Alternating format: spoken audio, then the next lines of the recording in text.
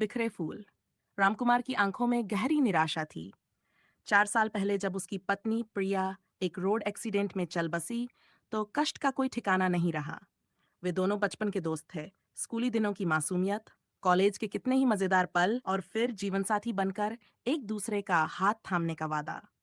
प्रिया की हंसी में वह ताकत था जिससे रामकुमार अपने हर मुश्किल को पार कर लेता।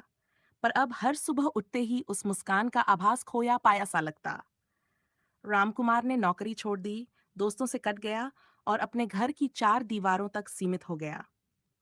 प्रिया की यादों के खातों में डूबना ही रोजमर्रा बन गया। दिन गुजरते गए पर वह उबर नहीं सका। एक दिन उसकी 8 साल की बेटी स्वरा स्कूल से घर लौटी, हाथ में एक खिलौना गुलदस्ता, कुछ बिखरे बिखरे फूल।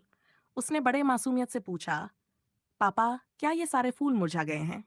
रामकुमार ने चुपचाप सिर हिलाया। स्वरा ने इन्हें पानी देना भूल गए।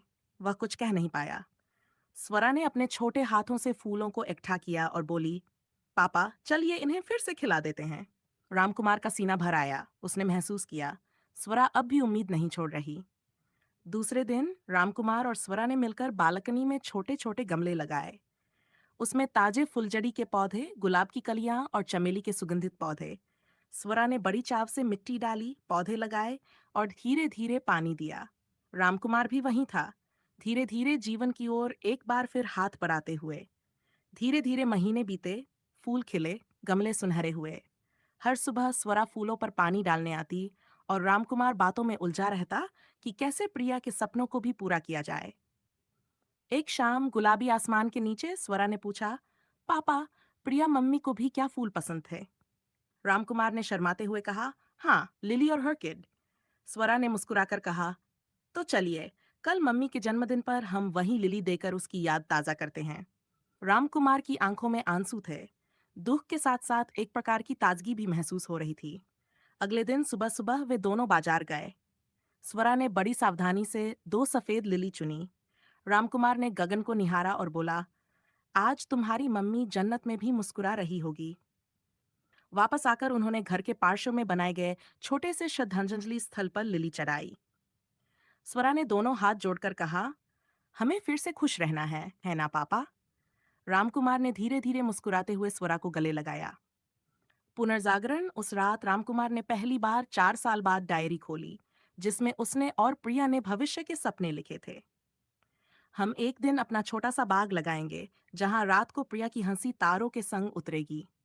रामकुमार की आंखों में चमक थी। उसने तय किया, अब वह अपने काम पर लौटेगा, स्वरा की पढ़ाई की चिंता करेगा और प्रिया के नाम का वही बाग बनाएगा। अगले कुछ महीनों में रामकुमार ने नौकरी ज्वाइन कर ली। हर शाम घर आकर वह स्वरा के साथ बाग की तैयारियों में जुट जाता। चुनिंदा फूलों के पौधे, मिट्टी की जांच, सिंचाई के नए तरीके, हर पहलू पर दोनों एक साथ काम करते। समय के साथ बाग में रंगीन पुष्प खिले, गुलाब, मैरीगोल्ड, लेवेंडर और ऑर्किड। एक दिन स्वरा ने पूछा, पापा, अब क्या प्रिया मम्मी को देखकर हमें लगेगा कि वे घर में फिर मौजूद हैं?